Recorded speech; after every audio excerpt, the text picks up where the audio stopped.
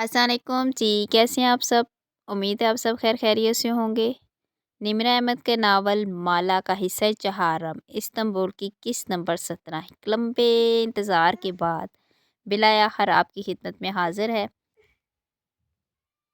शुरू करने से पहले आपसे रिक्वेस्ट है कि काइंडली चैनल को सब्सक्राइब कर दीजिए।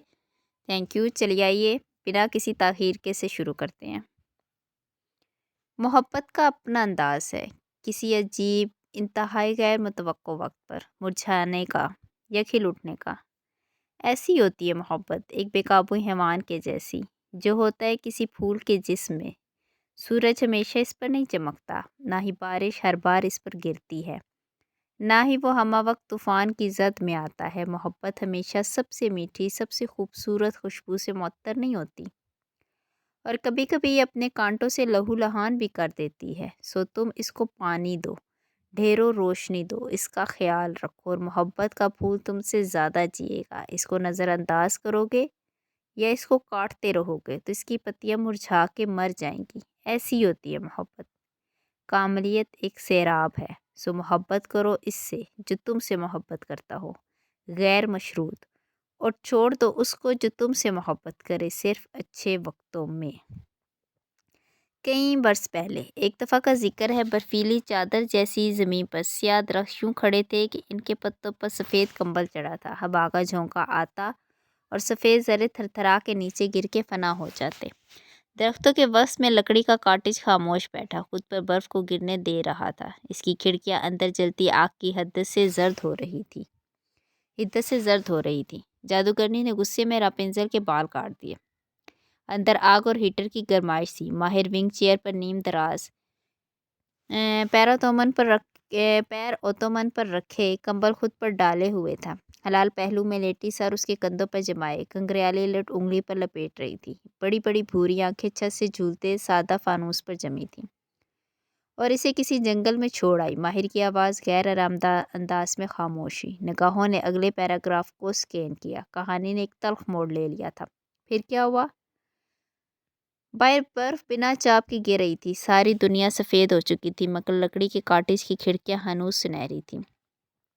Fast forward please. ओवन की रोशन दरवाजे से अंदर झांक के केक की सतह का जायज़ा लेता बीरबल बेजार हुआ। माहिर खंगारा। उस शाम जब शहजादा वापस आया तो जादूगरनी ने रापुंज़ल की कटी हुई चोटी को खिड़की से बांध दिया। जब शहजादे ने पुकार के कहा कि रापुंज़ल रापुंज़ल अपने बाल नीचे गिराओ, तो जादूगरनी ने चोटी नीचे फेंक डाली। हलाल ने माथे को छुआ।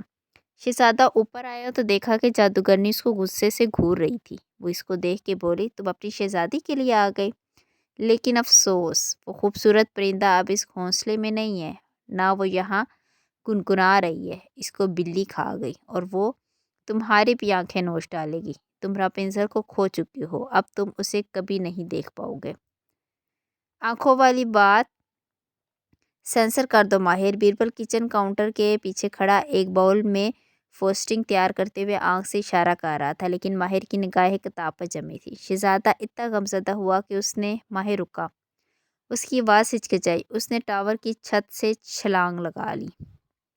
निगाहें उठा के काउंटर के पीछे खड़े बीरबल को देखा। बीरबल प्याले में हाथ दिए मलामती नज़रों से उसे देखता नफ़ी में सर हिला रहा था। एक बच्चे को ब्रदर ग्रीम्स का विजन कौन सुनाता है माहिर बे? शहजादे की जान बच गई, लेकिन इसकी आंखों में कांटे चुभ गए और वो खंकारा, थूक निकला। वो अंधा हो गया। किन अखियों से हलाल को देखा। वो अभी तक छत को देखती उंगली पर बाल लपेट रही थी। चेहरे पर अफसोस था। फिर वो चंद लम्हे खामोश रहा तो वो चौंक कर उसे देखने लगी। माहिर ने सर झटका और किताब बंद की। फिर कुछ नहीं। जंगल में भटकते भटकते एक दिन उसको रापुंज़ल मिल गई। रापुंज़ल के आंसू उसकी आंखों में पड़े तो वह तंदुरुस्त हो गया और देखने लगा। फिर दोनों हंसी खुशी रहने लगे। इसने तकलीफ और रंज के हिस्से को दोस्तूर में बयान कर दिया। हलाल ने अबरू पेंच के खफकी से उसे देखा, फिर जैसे नाराज़गी दिखाने का इरादा बदल के सर झटका। क्या मैं आपसे एक सवाल पूछ सकती हूँ माहिर भाई? लांबी पलकें झपकाईं। उसने बेदिली से किताब एक तरफ डाल दी। बीरबल अभी तक मैंने कहा था वाली फातिहाना निगाहों से उसे देख रहा था। फेरी टेल्स के अवलीन वर्जन, बिलखसूस ब्रदर ग्रिम्स के तहरीर शुदा वर्जन, तारीख, तल्ख और तकलीफ से भरे थे। बाद में नए लिखारियों और फिर ڈزنی نے ان کو خوبصورت اور فینٹیسی سے بھرپور بنا دیا۔ اگر شہزادے کو جنگل میں بھٹکتے ہوئے راپنزل نہ ملتی تو کیا ہوتا؟ وہ اس کے کندھے پر رکھا چہرہ موڑ کے اس کو دیکھتے ہوئے پوچھ رہی تھی۔ معلوم نہیں۔ میں بتاؤں؟ بتاؤ۔ راپنزل خود کو ٹاور سے گرا لیتی اور اس کی آنکھیں چلی جاتی۔ کہتے ہوئے اس نے دھیرے سے پلکیں جھپکائی۔ ماہر تھوڑی جھکا کے اس کی آنکھوں کو ہی دیکھ رہا تھا۔ لمبی پلکوں والی بھوری چمکدار آنکھیں۔ ایک وہم سا ذہن کے کسی تاریک گوشے میں ابھرا، ایسے کہ وہ ایک دم جھرجھری لے کر سیدھا ہوا۔ بھی درست کہہ رہا تھا، ہم ٹینگلڈ دیکھ لیتے ہیں، کیونکہ وہ کمبل پیروں سے ہٹا کے اب اٹھ کھڑا ہوا تھا۔ اس میں کوئی ٹاور سے نہیں گرتا، کوئی اندھا نہیں ہوتا اور شہزادہ بر وقت پہنچتا ہے۔ اس نے ہاتھ ہلال کی جانب بڑھایا اور مسکرا دیا۔ اس کی آنکھوں میں بھی مسکراہٹ چمکی تھی۔ اس نے ماہر کا ہاتھ پکڑ لیا اور اٹھ کھڑی ہوئی۔ باہر سیاہ درختوں پر گرتی برف کی تہہ بھاری ہو رہی تھی۔ موجودہ دن۔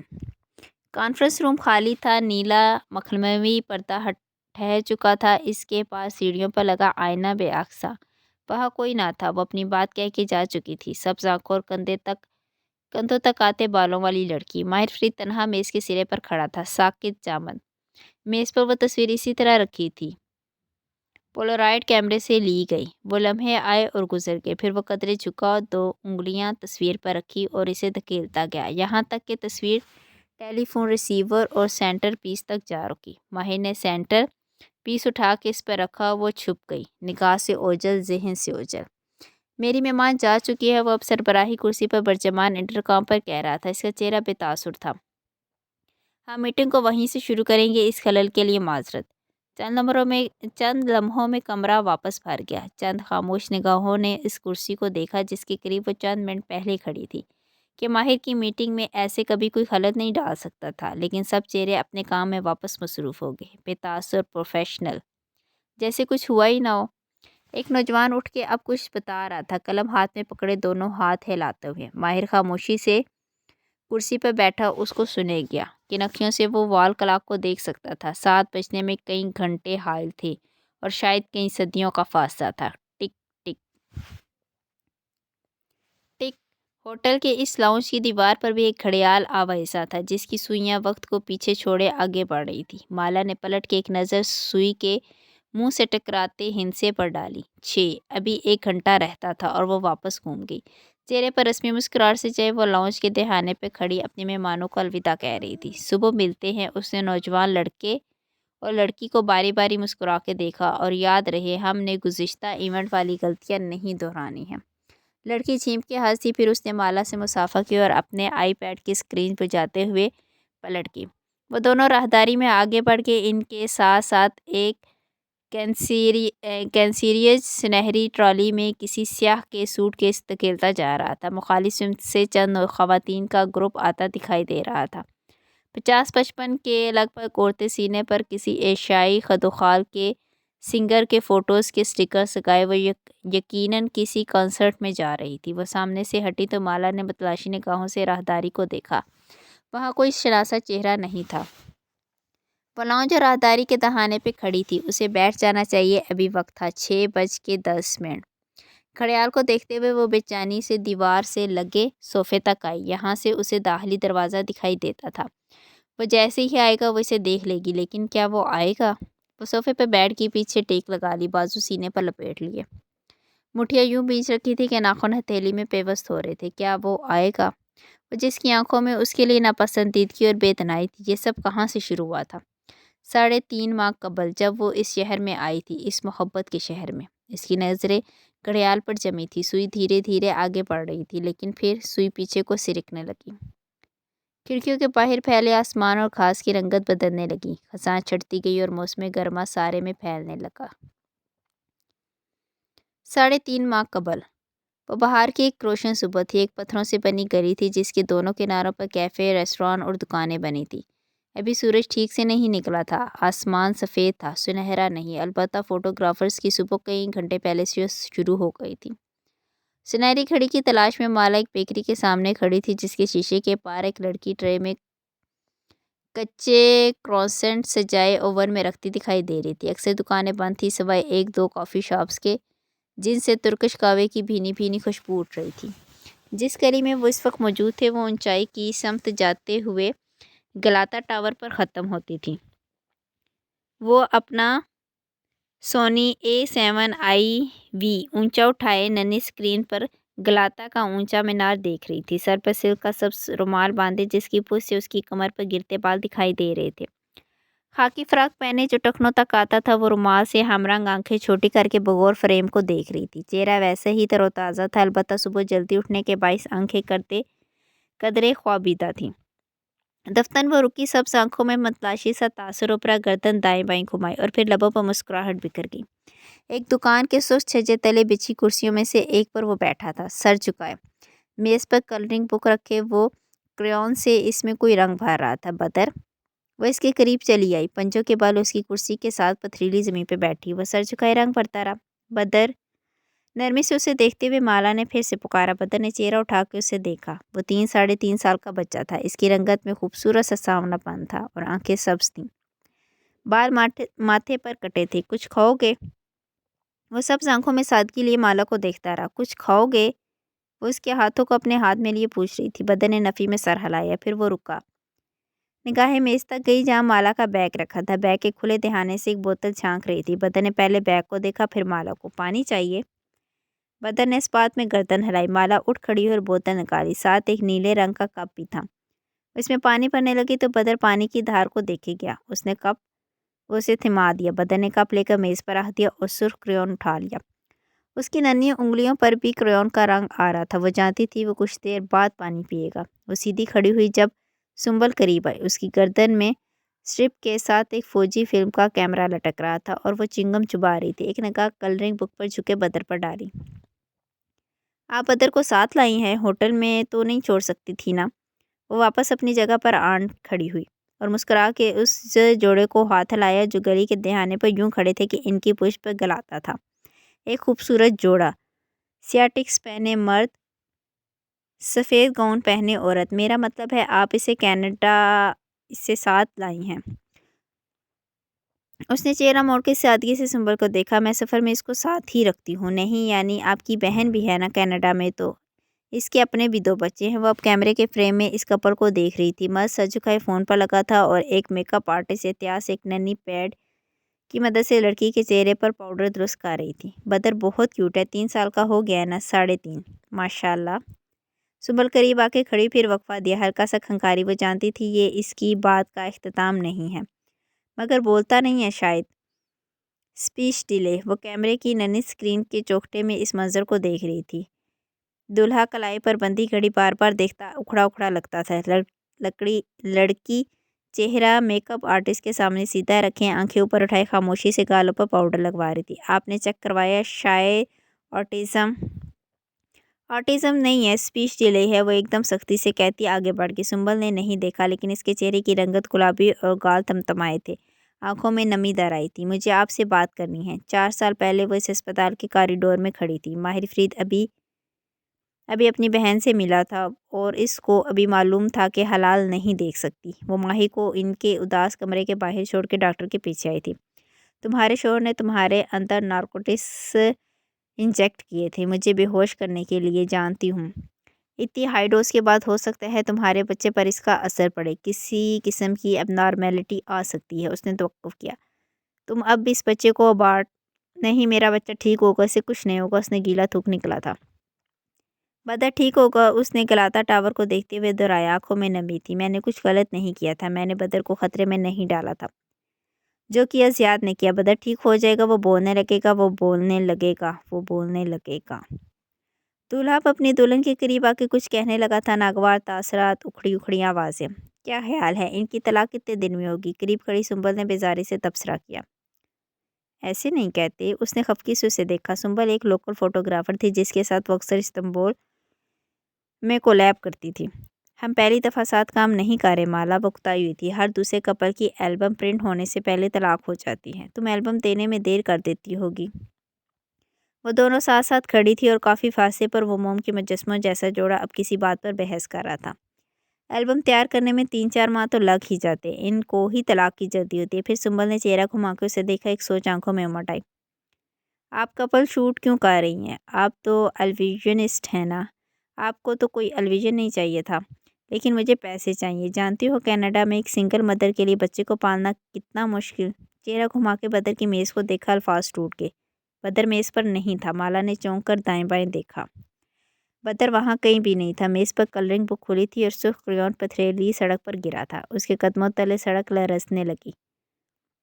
وہ اپنے پیروں پر دائیں بائیں گھومی، آسمان بھی ساتھ ہی گھوما۔ بدر، اس نے خود کو چلاتے سنا۔ ساری آوازیں خاموش ہو گئی تھی، ساری خوشبوئیں دم توڑ گئی تھیں۔ بدر، اس کے قدم بھاگتے ہوئے اٹھ رہے تھے۔ کیمرہ گردن میں سٹرپ سے جھول گیا۔ وہ اب دکانداروں سے، راہ چلتے لوگوں سے، بدحواسی سے پوچھ رہی تھی، میرا بیٹا چھوٹا سا۔ وہ ہاتھ کے اشارے سے اس کا قد بتا رہی تھی۔ چہرہ سفید اور خوف سے بھری آنکھوں میں پانی تھا۔ وہ خوف جو 3.5 برس سے کسی آسیب کی طرح اس کا پیچھا کرتا تھا، وہ خوف حقیقت بن چکا تھا۔ کوئی اس کے بدر کو لے گیا تھا، کوئی اس کے بیٹے کو۔ مالا، یہ ہے بدر۔ سنبل کسی سمت سے چلائی تھی۔ وہ چونک کے اس کی طرف مڑے اور پھر ڈھیر سارے آنسو آنکھوں سے بہہ نکلے۔ وہ گلی کے موڑ پر کھڑا تھا۔ سنبل اس کو کندھوں سے تھامے مالا کو آواز دے رہی تھی۔ وہ گیلے چہرے اور دوڑتے قدموں سے اس تک آئی۔ اف بدر، تم کہاں تھے؟ پنجوں کے پل نیچے بیٹھے اس نے زور سے اسے بھینچ کر گلے لگایا۔ تم ایسے کہاں چلے گئے تھے؟ سانس ابھی تک تیز تھی اور دل بے قابو۔ مالا نے اسے خود سے الگ کیا اور گیلی خفا آنکھوں سے بدر کو دیکھتے ہوئے کچھ کہنے لگی، لیکن پھر وہ ٹھہر گئی۔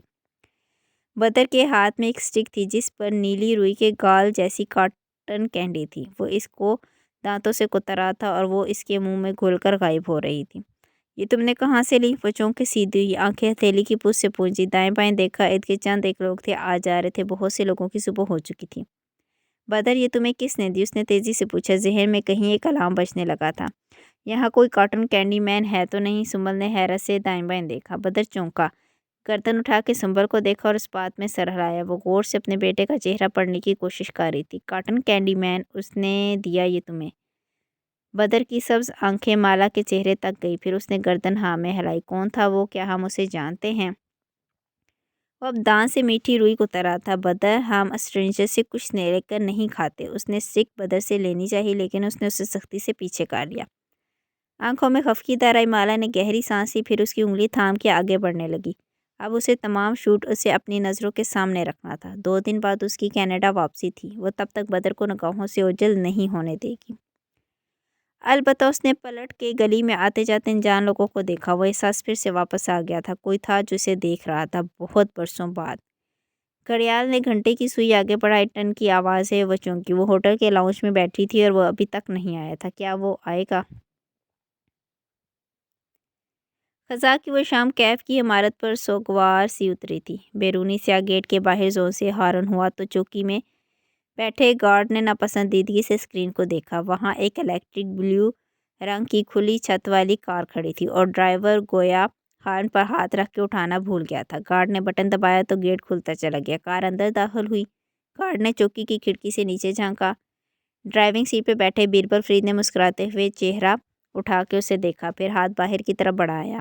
ہتھیلی میں کسی کاغذ کی جھلک دکھائی دی، شاید کوئی گلابی نوٹ تھا۔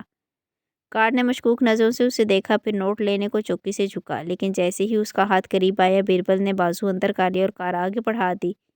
گارڈ برہمی سے بڑبڑاتا ہوا سیدھا ہوا۔ اللہ کسی شیخی خورے کو دولت نہ دے۔ بیربل لفٹ سے مین ہال میں اترا تو دیکھا شبنم کا ڈیسک خالی تھا۔ وہ انگلی میں کار ریموٹ گھماتے ہوئے آگے آیا، مسکرا کے چند سلام ادھر ادھر پھینکے، پھر ایک کیبن کے سامنے رکا۔ آج شبنم خانم نہیں آئیں؟ وہ ماہر بے کے کام سے شہر سے باہر گئی ہیں۔ تب ہی آفس میں سکون ہے، وہ ہنسا۔ چند چہرے ساتھ ہی مسکرائے اور واپس کام پر جھک گئے۔ بیربل زینے پر چڑھتا اوپر آیا اور راستے میں آئینے کے سامنے رکا۔ ایک نگاہ خود پہ ڈالی۔ گھنگریالے بال چھوٹے کٹے تھے۔ کھلے سفید سویٹ پینٹ پر ٹائی اینڈ ڈائی رنگوں کی اوور سائز جیکٹ، گردن میں سنہری زنجیریں پہنے، کلائیوں میں بینڈز اور بریسلیٹ باندھے۔ وہ خود کو دیکھ کر مسکرایا، پھر نیلا مخملی پردہ ہٹا کے کانفرنس روم میں داخل ہوا۔ ماہر سامنے سربراہی کرسی پہ بیٹھا تھا، خاموش، شرٹ کے آستین موڑے، طویل میز کے وسط میں رکھے سرخ ماڈل کو دیکھتا۔ سلام۔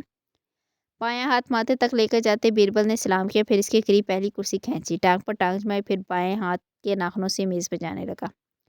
ماہر فرید نے نگاہ اٹھا کے اسے دیکھا اور ابرو جھکا کے والسلام کہا۔ ویسے کتنی قیمت ہوگی اس آفس کی؟ بیربل نے اسی ہاتھ سے شیو کھجاتے ہوئے دیوار کو دیکھا۔ ماہر نے جواباً خاموش نظروں سے اسے گھورا۔ ڈرو نہیں، میں اسے خرید کے تمہیں آؤٹ آف مارکیٹ نہیں کروں گا۔ وہ ڈھٹائی سے ہنسا۔ ماہر نے افسوس سے سر جھٹکا۔ یہ رینٹل ہے کیا؟ رینٹل اور کیا آنرشپ؟ بیربل فرید نے بائیں ہاتھ سے ناک سے مکھی اڑائی۔ ماہر نے ایک نظر وال کلاک کو دیکھا اور پھر واپس ماڈل کو۔ اور کیا چاہ رہا ہے؟ بیربل نے قدرے بے چینی سے پہلو بدلا۔ بائیں ہاتھ کی انگلیاں ڈیسک پہ جانے لگی۔ اپنے ہاتھ کو آرام دو، میں تمہاری نئی گھڑی دیکھ چکا ہوں۔ ماہر نے ناپسندیدگی سے اس کی بائیں کلائی میں بندی رولیکس کو دیکھا۔ بیربل ایک دم تیزی سے سیدھا ہوا، جوش سے چہرہ کھل اٹھا۔ میں ابھی ڈیلرشپ سے آ رہا ہوں، تم سوچ بھی نہیں سکتے مجھے کتنے کی ڈیل ملی ہے۔ ناٹ انٹرسٹڈ بھی۔ وہ بیزاری سے اٹھ کھڑا ہوا۔ بیربل بولتے بولتے رک گیا۔ خفگی سے اسے دیکھا جو ایک بک شیلف کے سامنے جا ٹھہرا تھا۔ کچھ ہوا ہے کیا؟ بیربل فرید کی چھٹی حس جاگی۔ کچھ خاص نہیں، سانس لینے کا وقفہ۔ کشمالہ آئی تھی۔ وہ اب ایک کتاب شیلف سے نکال رہا تھا۔ اوکے پھر؟ بیربل نے سوالیہ برو اچکائے، لیکن اگلے لمحے وہ الفاظ کانوں میں جذب ہوئے تو وہ تیزی سے سیدھا ہوا۔ ایک منٹ، کون کشمالہ؟ اس کی آنکھیں بے یقینی سے کھل گئی۔ تمہاری مالا؟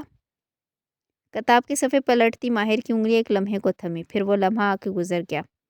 ہم اس نام کی کتنی لڑکیوں کو جانتے ہیں بھی؟ تلخی سے چند اوراق الٹائے۔ وائی بے، آخری دفعہ مجھ سے کب ملے تھے؟ میری غربت والے سالوں میں سے ایک تھا وہ۔ رک کے انگلیوں پہ گننا چاہ۔ 2 3 نہیں 4 سال ہو گئے ہیں۔ جب اس نے گڑبڑا کے زبان کو بریک لگائی۔ جب اس نے میرا دل توڑ کے مجھے ریجیکٹ کر کے اپنی زندگی سے نکل جانے کو کہا تھا۔ اس نے کھڑے کھڑے کتاب دھپ سے بند کی۔ بیربل کچھ بول نہیں سکا۔ کانفرنس روم کی نیم ادم روشنی میں وہ ماہر کا چہرہ دیکھ سکتا تھا۔ وہاں تلخی تھی، بیزاری تھی اور عجیب سی بے تنائی۔ کتنے برس سے مالا کا ذکر ختم ہو چکا تھا، لیکن کیا اس ذکر سے جڑے جذبات بھی ختم ہو چکے تھے؟ وہ کیوں آئی اتنے عرصے بعد؟ وہ بائیں کلائی کو بھول کر اب حیرت سے پوچھ رہا تھا۔ ماہر نے شانے چکائی۔ کوئی کام ہے اسے مجھ سے؟ اب وہ کتاب واپس بک ریک میں رکھ رہا تھا۔ بیربل نے اس کا ہاتھ دیکھا جس میں کتاب تھی۔ اس کی تیسری انگلی میں ایک سلور بینڈ انگوٹھی جگمگا رہی تھی۔ تم سے کیا کام؟ اسے تو تمہارا اس کے لیے کچھ بھی کرنا ناپسند تھا۔ بیربل نے یاد کرنے کی کوشش کی۔ دونوں کے درمیان آخری لڑائی کس بات پہ ہوئی تھی؟ اب تو اس نے حساب رکھنا ہی چھوڑ دیا تھا۔ جو بھی ہے میرے لیے اہم نہیں ہے۔ وہ واپس کرسی پہ بیٹھا اور پینسل انگلیوں میں تھام لی۔ بیربل کی نگاہیں ابھی تک اس کی انگوٹھی پہ جمی تھی۔ اور کیا کہا اس نے؟ محتاط نظر سے ماہر کا چہرہ دیکھا، پھر انگوٹھی۔ حکم دے کے گئی ہے کہ میں 7 بجے فور سیزنز میں آ جاؤں اس سے ملنے۔ رک کے وضاحت دی اور وہ وہاں ٹھہری ہوئی ہے۔ بیربل کے ابرو استجاب میں کٹ اٹھے۔ مالا 4 سیزنز افورڈ کر سکتی ہے؟ مجھے کیا معلوم، میں تو یہ بھی نہیں جانتا کہ وہ کیا کام کرتی ہے۔ میں نے اتنے سال اس کی خبر نہیں رکھی۔ وہ چڑھ کے کہہ رہا تھا۔ اس کے وجود سے ایک جھنجھلاہٹ بھرا غصہ چھلکتا تھا۔ تم جاؤ گے؟ بیربل اب اس کی آنکھوں میں دیکھ رہا تھا۔ کہاں نا، اس کا مسئلہ میرا مسئلہ نہیں ہے۔ سر جھٹک کے اس نے ٹیبلٹ کھینچا اور اسکرین پر انگلی سے دستک دی۔ اسکرین آن ہوئی تو ماہر کے چہرے پر روشنی پڑنے لگی۔ کیا اس نے شادی کر لی؟ بیربل کی زبان پہ کھجلی ہوئی۔ ماہر فرید نے پیپر وائی سے شانے اچکائے، نگاہیں اسکرین پر جمی تھی۔ تمہارے دل میں اس کے لیے واقعی کوئی احساس نہیں بچا؟ وہ مشکوک نظروں سے ماہر کا چہرہ دیکھ رہا تھا۔ ماہر نے آنکھیں اٹھا کے اسے گھورا۔ اس بات کو 4 سال بیت کے بھی میں آگے بڑھ چکا ہوں۔ اب وہ میری زندگی میں آ کے مجھے صرف ڈسٹرب کرے گی۔ ٹھیک ہے، تمہیں اس سے محبت نہیں رہی، لیکن اگر ایک پرانا دوست کوئی کام لے کر آتا تو تم اس کا کام کرتے؟ پھر؟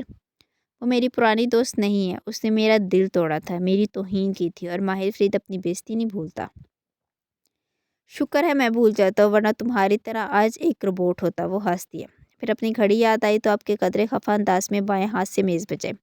1 2 تیسری دفعہ پہ ماہر نے تاکہ اسے دیکھا۔ ان چیزوں کو اپنی کشش بناؤ گے تو تمہارے قریب وہی آئیں گے جن کو یہ چیزیں اپنی جانب کھینچتی ہیں۔ بس چل جایا کرو 2 منٹ میں۔ وہ بڑبڑاتا ہوا اٹھا اور دروازے کی طرف بڑھ گیا۔ کتنے کی ڈیل ملی؟ ماہر کی تکان زدہ آواز پر بیربل مسکرا دیا، پھر الٹے قدموں واپس آیا۔ ماہر اب ٹیبلٹ پرے ڈال چکا تھا اور ٹیک لگائی مدھم مسکراہٹ کے ساتھ اس کی رودا سننے کا منتظر تھا۔ بیربل تیزی سے اسی کرسی پر واپس بیٹھا اور پھر ہاتھ ہلا کے جوش سے تمتماتے چہرے کے ساتھ جلدی جلدی بتانے لگا۔ ڈیلرشپ پہ کیا ہوا، اسے کیسے ایک جانے والا ملا اور کیسے اس نے ایک دوسری رولیکس کو ٹریڈ ان کیا۔ ماہر اسے دیکھتا اور سنتا کہ جب وہ خاموش ہوا تو اس نے اسی مسکراہٹ کے ساتھ دروازے کی طرف اشارہ کر دیا۔ بیربل فرید برا مانے بنا کسی فاتح کی طرح مسکراتا ہوا باہر نکل گیا۔ چوکی کے قریب سے کار گزارتے ہوئے اس نے پھر سے گارڈ کی طرف ہاتھ باہر نکالا۔ اب کی بار وہ اس کے زیادہ قریب تھا۔ کار چلا میں سوچتا رہا، پھر گلابی رنگ کی جھلک نے اسے جھکنے پر مجبور کر دیا۔ نیم اندھیرے میں مڑا، ترن اور تھام کے وہ سیدھا ہوا اور اسے کھولا۔ وہ ایک پارکنگ ٹکٹ تھا۔ اس نے چونک کر بیربل کو دیکھا۔ میرا ٹکٹ جمع کروا دینا، بائے۔ وہ ڈھٹائی سے مسکراتا ہوا کارزان سے آگے لے گیا۔ گستاخ! گارڈ کا چہرہ سرخ کیا۔ اس نے داڑھی پر ہاتھ پھیرا۔ اللہ جہنم کے دروازے پہ بھی مجھے ہی تمہارے لیے دروغہ بنائے گا انشاءاللہ۔ اندر کانفرنس روم اب خالی تھا۔ ماہر اپنے آفس میں واپس آ چکا تھا۔ وہ میز کے اوپر سے اپنی چیزیں سمیٹ رہا تھا، اب کہ وہ گھڑی کو نہیں دیکھ رہا تھا۔ پھر وہ رکا، تیسرے نمبر کے دراز تک ہاتھ لے کر گیا، پھر ہاتھ واپس کھینچ دیا۔ گھڑی کی سوئیاں سست روی سے آگے بڑھ رہی تھی۔ ہوٹل کے وزٹنگ لاؤنج کی سفید دیواریں زرد روشنیوں سے دھمک رہی تھی۔ دیوار پر جگہ جگہ شیشے لگے تھے۔ پھولوں کی تازہ مہک اور بہت سے لوگوں کے پرفیوم نے ماحول کو معطر کر رکھا تھا۔ لاؤنج میں فاصلے فاصلے پر بہت سے صوفہ سیٹ رکھے تھے، سرمئی 3 سیٹر صوفہ، سامنے ایک جامنی مخملی کرسی اور درمیان میں میز۔ وہ ایسے ہی ایک 3 سیٹر پر تنہا بیٹھی تھی۔ میز کے پار رکھی جامنی کرسی خالی تھی، لیکن وہ کب تک خالی رہے گی؟ 7 بجنے میں کم وقت رہ گیا تھا، وہ نہیں آیا تھا۔ میز پہ گلابی پھولوں کا گلدستہ رکھا تھا، وہ ان کی پنکھڑیوں کو دیکھے گی۔ شاید پھول دن کی روشنی میں توڑے گئے تھے، پنکھڑیوں کے کنارے مرجھانے لگے تھے۔ ماں ہمیشہ کہتی تھی کہ سورج کی روشنی میں پودوں کے ساتھ چھیڑ چھاڑ نہیں کرتے، نہ انہیں ذبح کرتے ہیں، نہ محبت کا پانی دیتے ہیں، کیونکہ سورج ہر تبدیلی کو جھلسا دیتا ہے۔ پودے کو چھاؤں چاہیے، کانٹے کے لیے بھی، آبیاری کے لیے بھی۔ وہ آگے کو جھکی اور 2 انگلیوں سے ایک پھول نکالا۔ وہ گلاب کی ایک قسم تھی۔ اس نے 3 انگلیوں میں اس کی سب ٹہنی گھمائی۔ ننھا سا کانٹا چبھا، لیکن اتنا نہیں کہ انگلی زخمی کر سکے۔ چبھن نے جیسے اسے جگایا، آنکھوں کے سامنے منظر بدلا۔ وہ ایک جامنی شام میں گلاتا ٹاور کے نیچے کھڑی تھی۔ اطراف کی تمام گلیاں خالی تھی، ویران۔ اس نے گردن اٹھائی۔ آسمان بوجھل بادلوں سے بھرا ہوا تھا، سرد ہوا چل رہی تھی، برف کے ننھے ننھے گالے گر رہے تھے۔ بدر بدر وہ دائیں بائیں گھومتی پکار رہی تھی۔ اس کی آواز ٹاور کی چھت سے ٹکرا کر پلٹ رہی تھی، آنکھوں سے آنسو گر رہے تھے۔ پھر اسے لگا کوئی اسے دیکھ رہا ہے۔ مالا نے گردن اٹھائی۔ ٹاور کی چھت پر بالکنی سے کوئی جھانک رہا تھا، ایک سیاہ چوگا پہنے کھڑا وجود جس کا چہرہ واضح نہ تھا۔ بدر اس کے آگے کھڑا تھا، یوں کہ اس کے دونوں ہاتھ بدر کے کندھوں پر سختی سے جمے تھے۔ بدر خوفزدہ نگاہوں سے نیچے دیکھ رہا تھا، مگر ہونٹ بند تھے۔ بدر! وہ چلائے، پھر خوف سے دائیں بائیں دیکھا۔ ٹاور کی طرف جانے والا دروازہ بند تھا، ایسے کہ وہاں اینٹیں لگی تھیں۔ وہ کیسے اوپر جائے؟ دفتر ایک اینٹ سے آواز ہے۔ وہ بھاگ کے اس تک آئے۔ اینٹ اپنی جگہ سے سرکی تھی۔ مالا نے چہرہ اینٹ کے خالی خانے تک جھکایا۔ اندر ایک نیم اندھیر کمرہ تھا اور وسط میں کوئی کھڑا تھا، بڑے سر، چمکتی آنکھوں اور چھوٹے جسم والا بچہ، شیطانی مسکراہٹ والا بچہ۔ the challenging! وہ خوف سے ایک دم پیچھے ہٹی۔ اسی پل اس کی آنکھ کھلی۔ وہ گھبرا کے اٹھی، لیمپ چلایا، جسم پسینے میں تر تھا اور ہاتھ کپ کپا رہے تھے۔ مالا نے دائیں بائیں دیکھا، بیڈ پر اس کے ساتھ بدر سو رہا تھا۔ وہ وینکوورو میں تھی، اپنے اپارٹمنٹ میں۔ استنبول سے واپس آئے اور کاٹن کینڈی مین والے واقعے کو 2 ہفتے بیت چکے تھے۔ شاید یہ اسی واقعے کا اثر تھا، گلاتا ٹاور وہیں بدر چند لمحوں کے لیے آنکھوں سے اوجھل ہوا تھا، اسی لیے وہ جگہ اس کو بار بار خواب میں آتی تھی۔ اس کو شاید کسی راہ چلتے کاٹن کینڈی مین نے کاٹن کینڈی دے دی ہوگی، یہ کوئی ایسی بات نہ تھی۔ بدر اس کے پاس ہے، محفوظ۔ اس نے اس کے گرد اپنے بازو حائل کر لیے، لیکن ایسے کہ وہ نیند سے اٹھ نہ جائے۔ وہ محفوظ ہے، کوئی اسے مالا سے دور نہیں کر سکتا تھا۔ لیکن وہ سیاہ چگے والا آدمی! اس نے سر جھٹکا اور آیت الکرسی پڑھنے لگی۔ زیاد جیل میں ہے، سرکار مر چکی ہے، کوئی اس کے بچے کو اس سے نہیں چھین سکتا۔ وہ سلسلہ نگینہ بیگم کے ساتھ ختم ہو گیا۔ منظر دھندلا گیا۔ وہ صوفے پر منتظر بیٹھی پھول انگلیوں میں گھما رہی تھی۔ گھڑی کی سوئیاں ٹک ٹک آگے بڑھ رہی تھیں۔ وہ نہیں آیا تھا، کیا گارنٹی تھی کہ وہ آئے گا؟ مغرب کا جامنی پن فنا ہو کے اندھیرے میں بدل چکا تھا۔ شہر کی روشنیاں جل اٹھی تھیں۔ ماہر کی کار اس گھر کی پتھریلی دیوار کے باہر رکی کھڑی تھی اور خود وہ ننھے جنگلے والا گیٹ عبور کر کے اندر داخل ہو رہا تھا۔ اندرونی دروازے کے دائیں بھی گملے رکھے تھے، ایک بتی جل رہی تھی۔ وہ چوکھٹ تک آیا اور انگلی بیل پر رکھنے ہی لگا تھا جب ماہر! وہ چونک کے پلٹا۔ وہ باغیچے میں کھڑی تھی، ٹراؤزر اور جیکٹ پہنے، بالوں کی فرنچ چوٹی باندھے، نیلی آنکھوں والی یاسمین۔ ان آنکھوں میں باغیچے کے پھولوں سے زیادہ حیرت بھری تھی۔ ماہر! فرید! وہ درانتے اور کینچی پکڑے ہوئے تھی، گارڈن بوٹس پہنے۔ شاید وہ تھوڑی دیر پہلے تک تراش خراش کر رہی تھی۔ دونوں چیزیں ایک طرح رکھے وہ آنکھوں کی پتلیاں تعجب سے سکوڑے قدم قدم چلتی اس کے سامنے آئی۔ گلٹی ایز چارجڈ! اس نے سر کو ہلکا سا خم دیا۔ اتنے عرصے بعد، وہ بھی بنا اپائنٹمنٹ کے! یاسمین نے شفاف آنکھوں سے غور سے اس کا چہرہ دیکھا۔ مجھ سے بتا کے نہیں آتے؟ ماہر نے کندھے جھکائے، چہرے پر کوئی معذرت نہیں تھی، مگر کلائنٹس بتا کے آتے ہیں۔ آج میرا آف ہے۔ وہ خفا نہیں تھی، بس پروفیشنل مسکراہٹ کے ساتھ کہہ رہی تھی۔ ماہر نے ایک نظر پیچھے گھاس پر رکھی دانتی کو دیکھا۔ مگر تم فارغ ہو؟ یاسمین نے گہری سانس لی اور اندرونی دروازے کی جانب اشارہ کر دی۔ قہوہ؟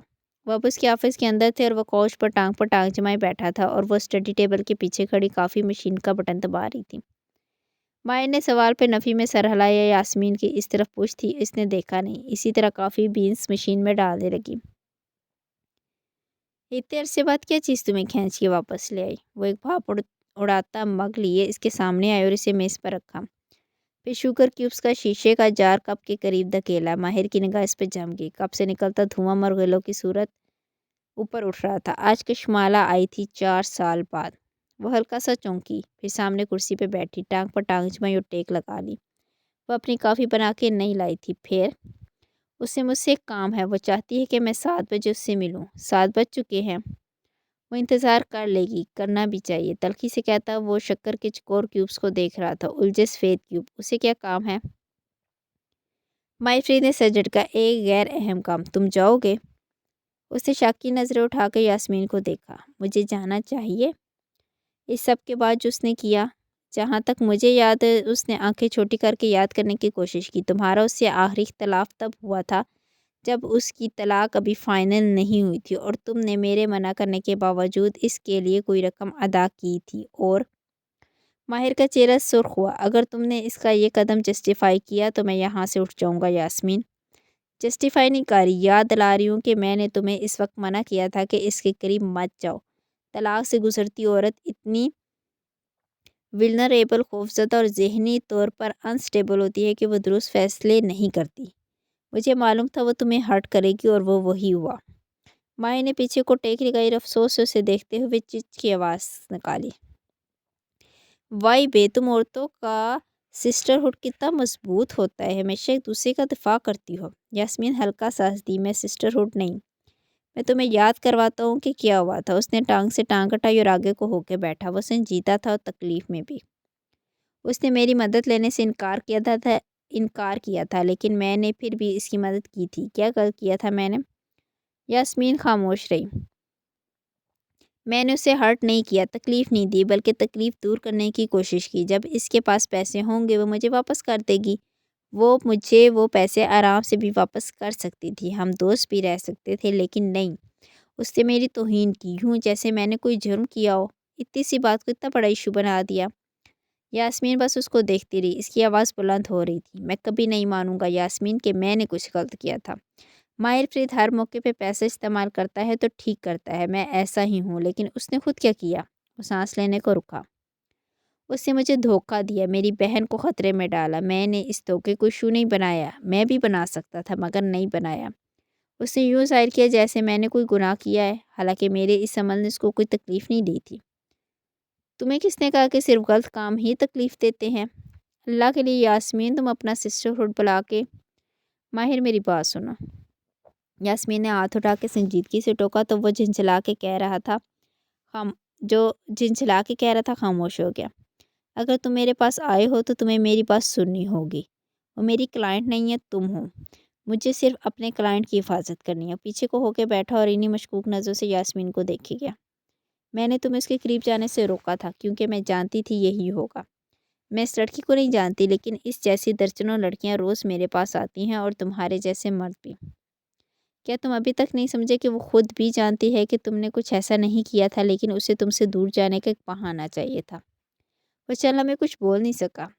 جب اس نے ایک ہاتھ کھینچی تھی تو تمہیں بھی اس کا احترام کرنا چاہیے تھا۔ میں یہ نہیں کہہ رہی کہ تم نے کچھ غلط کیا، تم نے اس کی ہاتھ توڑی، لیکن اس کو اپنا سمجھ کے تم نے اس کی مدد کی۔ اس نے جو کیا تمہارے ساتھ وہ اس سے کہیں زیادہ غلط تھا، لیکن تمہیں اس سے اور کس چیز کی توقع تھی؟ وہ کچھ کہنے لگا لیکن الفاظ دم توڑ گئے۔ ہم سائیکالوجی میں اس کو سیلف سبوتاژ کہتے ہیں، جس میں ایک انسان اپنے غلط یقین کو پختہ کرنے کے لیے غلط فیصلے لیتا ہے۔ اس کو ایک بہانہ چاہیے تھا اس بات پہ یقین کرنے کے لیے کہ ماہر کے بارے میں اس کی رائے درست تھی۔ ماہر نے مجھے دھوکہ دیا تھا، میری زندگی کو کنٹرول کرنے کی کوشش کی تھی، اب بھی وہ وہی کرے گا۔ تم پیسے نہ دیتے تب بھی چند دن بعد کوئی ایسی بات ہو جاتی جس سے اس کو موقع مل جاتا کہ وہ یہ ثابت کرے کہ تم ایک برے انسان ہو اور سارے مرد زیاد جیسے ہوتے ہیں۔ زیاد تلخی سے تحسی کی۔ ہاں زیاد، بنا اپائنٹمنٹ کے آئے ہو، میں تمہاری فائل نہیں کھول سکی۔ خیر، یاسمین نے سر جھٹکا۔ طلاق کا ڈرامہ بہت شدید ہوتا ہے۔ یہ فیصلہ لیتے ساتھ ہی کوئی عورت اس ڈرامے سے باہر نہیں نکلتی۔ کچھ مہینے یا کچھ سال لگتے ہیں اپنی ذات کو ہیل کرنے میں، دوبارہ کسی پر بھروسہ کرنے میں۔ اس سے تمہیں کہا تھا نا کہ وہ تم پر بھروسہ نہیں کرتی، اس لیے میں نے تمہیں اس سے دور رہنے کے لیے کہا تھا، کیونکہ ایسی عورت بہت ویلنریبل ہوتی ہے، وہ درست فیصلے نہیں کرتی۔ تم اپنی محبت غلط جگہ ضائع کر رہے تھے۔ وہ خاموش سی ناپسندیدگی سے اسے دیکھا گیا۔ ہرٹ ہوئے لوگ ہی دوسروں کو ہرٹ کرتے ہیں۔ تم ایک ہرٹ ہوئی عورت سے توقع کیسے کر سکتی ہو کہ وہ تمہاری محبت سمجھے گی؟ دونوں کے درمیان رکھے کپ سے نکلتا دھواں تھمتا جا رہا تھا۔ پیچھے جاؤ، لاہور میں کیا ہوا تھا؟ تم نے اس کو دھوکہ دیا، پھر اس کو بتائے بنا آگے۔ کیوں؟ کیونکہ تم ہرٹ تھے، تم جانتے تھے کہ تم اس کو ہرٹ کرو گے، تم محبت دینے کے اہل نہیں تھے اس وقت۔ پھر 1 سال گزرا، تم بہتر ہوئے، تم دونوں وینکووروں میں ملے۔ تمہیں لگا کہ شاید اب تم اس کو محبت دے سکتے ہو، لیکن کیا وہ محبت وصول کرنے کی اہل تھی؟ محبت دینا بھی تندرست روحوں کا کام ہے، اور محبت وصول کرنا بھی۔ عورت وہی محبت وصول کرتی ہے جس کو وہ پہچانتی ہے۔ عورت کو ملنے والا پہلا لائف پارٹنر اس کی محبت کا پیمانہ سیٹ کر دیتا ہے۔ یعنی؟ میں نے مشکوک نظروں سے اسے دیکھ رہا تھا۔ یعنی اس نے صرف زیاد کی محبت دیکھی ہے۔ اس محبت میں تکلیف ہے، ابیوز ہے، اور پھر معافی تلافی ہے، پھر سے تکلیف۔ یہ ایک چیوٹک محبت ہے، اس کو درست محبت کی پہچان نہیں ہے۔ جی لڑکیوں کو باپ کی محبت نہ ملی، ان کو درست محبت کی پہچان ہوتی بھی نہیں ہے۔ ماہر نے پیچھے ہو کے ٹانگ پر ٹانگ جما لی اور خاموشی سے اسے دیکھے گیا۔ چہرے سے یہ واضح نہ تھا کہ اسے یاسمین کی باتیں پسند آ رہی ہیں یا ناپسند۔ مرد کا کام ہوتا ہے پروٹیکٹ کرنا اور پرووائڈ کرنا، اپنے گھر کی عورت کی حفاظت کرنا اور اس کو ضروریات زندگی مہیا کرنا۔ جتنا تم نے مجھے اس کے بارے میں بتایا تھا، اس کا باپ جلد مر گیا تھا۔ وہ بڑی بہن تھی۔ ایسے بچے فکسر بن جاتے ہیں، وہ خود کو خود پروٹیکٹ کرتے ہیں اور اپنی ضروریات کو خود پورا کرتے ہیں۔ ایسی لڑکیوں کو ہمیشہ کامیابیاں چاہیے ہوتی ہیں، کیونکہ انہیں لگتا ہے کہ ان کی قدر و قیمت ان کی اچیومنٹ سے بڑھتی ہے اور ان کے بے روزگار یا ناکارہ ہو جانے سے گھٹتی ہیں۔ اس کو کبھی ایسا مرد ملا ہی نہیں جو اس کو یہ دونوں چیزیں فراہم کر سکے۔ زیاد اس سے محبت کا دعوے دار تھا۔ اس نے شاید روپے پیسے فراہم کیے ہوں، لیکن وہ اس کی حفاظت نہیں کر سکا، وہ اسے خود اپنے آپ سے نہیں بچا سکا۔ جس لڑکی نے ساری جنگیں اکیلی لڑی ہوں، اس کو تندرست محبت کی پہچان کیسے ہوگی؟ سسٹرہڈ، وہ افسوس سے نفی میں سر ہلا کے بڑبڑایا۔ اگر اس کو غلط کہنے سے تم خوش ہوتے ہو تو میں کہہ دیتی ہوں، مالا نے تمہارے ساتھ بہت غلط کیا۔ جیسے تم نے غلط کیا اس کے ساتھ نہیں، اس کے ساتھ تم نے کچھ غلط نہیں کیا، خود اپنے ساتھ غلط کیا، اور میں تمہیں اسی چیز سے بچانا چاہتی تھی۔ جب تک اس کی ذات کی ہیلنگ نہیں ہوگی، اسے درست مرد کی محبت کی پہچان نہیں ہوگی، اسے محبت کنٹرولنگ ہی لگے گی اور اسے زیاد جیسا مرد ہی پسند آئیں گے۔ مائنے نہ سمجھی سے بروکٹ کیا، کیا مطلب؟ جب عورت صرف ایک طرح کی محبت کو پہچانتی ہو تو وہ کسی دوسرے مرد کی اسی پیٹرن کو دیکھ کر محبت کا یقین کرتی ہے۔ اسے تمہارے جیسے مرد کے جذبات محبت نہیں فریب لگتے ہیں۔ یعنی اگر انسان کسی ٹاکسک پارٹنر کے ساتھ رہ رہا اور بھلے اسے معلوم ہو کہ وہ ٹاکسک تھا، اس کو اگلی دفعہ ویسا ہی انسان اٹریکٹ کرے گا۔ وہ شنبے سے پوچھ رہا تھا۔ بالکل، تمہارے بھائی کی مثال تمہارے سامنے ہے، اس کو ہمیشہ ایک ہی طرح کی لڑکیاں کیوں ملتی ہیں؟ جب تک وہ خود اپنا پیٹرن نہیں توڑے گا، اس کا ہر نیا تعلق تاریخ دہرائے گا۔ ماہر فرید نے سر چھڑکا، ہاتھ سے جیسے مکھی سے اڑائی۔ ہر شخص کے ساتھ ٹراماز جڑے ہوتے ہیں، بچپن کے، رشتوں کے۔ کوئی بھی چیز اس انسلٹ کو جسٹیفائی نہیں کرتی جو اس نے میری کی تھی۔ یاسمین پیچھے ہو کے بیٹھی، ٹانگ پر ٹانگ چڑھائی اور بازو سینے پر لپیٹ لیے۔ کیا اس انسلٹ نے اسے تمہارے دل سے اتار دیا؟ 100%۔ وہ گردن سیدھی رکھے بہت سکون سے بولا تھا۔ کیا اس نے شادی کر لی؟ ماہر نے بے پرواہی سے گردش کری۔ مجھے نہیں معلوم، میں نے کبھی اس کی خبر نہیں رکھی۔ یاسمین نے غور سے اس کا چہرہ دیکھا، وہاں اسے صداقت دکھائی دی تھی۔ اتنے برس گزر گئے، شاید اس کی زندگی میں کوئی اور آ گیا ہو۔ اس سوال پہ بھی ماہر فرید کے اطمینان میں کوئی فرق نہیں پڑا۔ اچھی بات ہے، گڈ فار ہر۔ یعنی تم اب اس کی محبت سے موو آن کر چکی ہو اور اپنی شادی کی تیاریوں میں ہو۔ یاسمین نے ایک اطمینان پر ایک گہری سانس خارج کی۔ پھر اس کے آنے سے اتنا ڈسٹرب کیوں ہو؟ اس کے آنے سے میری زندگی، انگلی میں پہلی انگوٹھی گھمائی، پہ کوئی اثر پڑے، یہ میرے لیے ناقابل برداشت ہے۔ اگر محبت نہیں رہی تو اس کا کام کر دو تاکہ وہ چلی جائے۔ جب محبت نہیں رہی تو کچھ بھی نہیں رہا۔ وہ تلخی سے مسکرایا تھا۔ یاسمین نے آج کی شام اسے پہلی دفعہ مسکراتے دیکھا تھا۔ اس تلخی میں اداسی نہ تھی، صرف بیزاری تھی۔ میں نہیں چاہتا کہ وہ اس شہر میں رہے۔ تمہیں ڈر ہے کہ تم دوبارہ اس کی طرف مائل نہ ہو جاؤ۔ ایسا نہیں ہو سکتا اب، کیونکہ جسے ماہر نے چھوڑ دیا اسے چھوڑ دیا۔ اس کی مسکراہٹ میں ایک افسوس سا بھرا، اپنے آپ پر نہیں، سبز آنکھوں والی لڑکی پر۔ मैं बस ये नहीं चाहता कि लोग बातें करें। बीरबल, शबनम ये लोग उसको जानते थे। उसने फिर से अंगूठी घुमाई। तुम अपने मंगेतर के बारे में कॉन्शियस हो? अच्छी बात है, यानी तुम वाकई माला से मूव ऑन कर चुकी हो। बात खत्म। मैं उसे इस शहर से कैसे भेजूं? वो टांग से टांग हटा के सीधा हुआ, कदरे आगे को हुआ। वो यही सवाल पूछने यास्मीन के पास आया था। वो तुम्हारा इंतज़ार कर रही है ना? यास्मीन ने वालकड़ा को देखा। सुई सांस से काफ़ी आगे निकल चुकी थी। माई ने इस बात में सर हिलाया। वो मुलाकात करने से चली जाएगी या मुलाकात ना करने से? शीशे की दीवार से झांकता बागीचा रात की स्याही में मुकम्मल तौर पर डूब चुका था। माई ने हाथ बढ़ा के कप को छुआ। वो ठंडा हो चुका था। फैसला तुम्हारा है।